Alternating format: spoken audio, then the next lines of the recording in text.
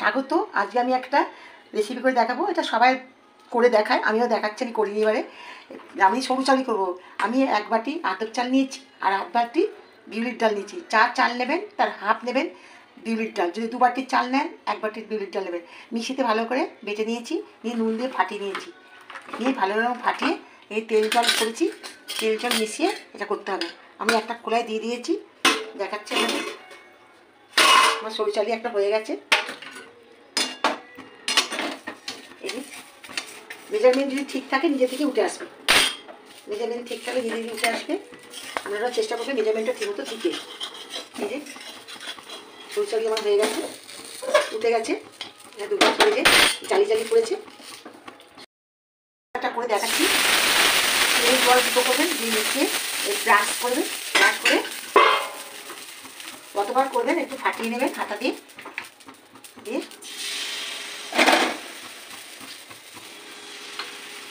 আমি সাঁড়াশির সাহায্যে এটাকে ঘুরিয়ে নেব।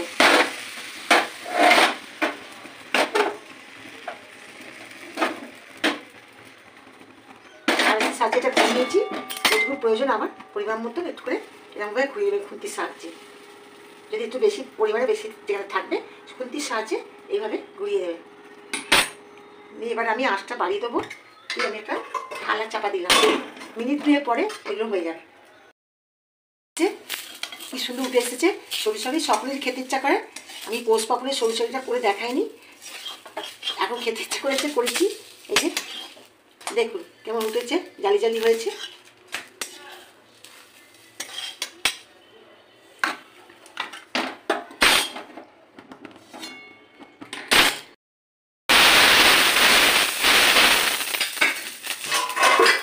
যতবার দেবো কড়াতে ততবার এবার করে হাতার সাহায্যে একটু নিয়ে দেবো।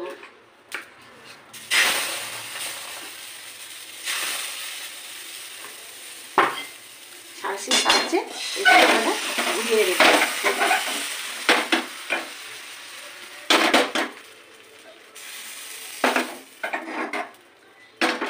এই যে ফুটো ফুটো হয়েছে, দেখুন কেমন ফুটো ফুটো হয়েছে। এই ফুটো ফুটোটা হবে জালি জালি করলে।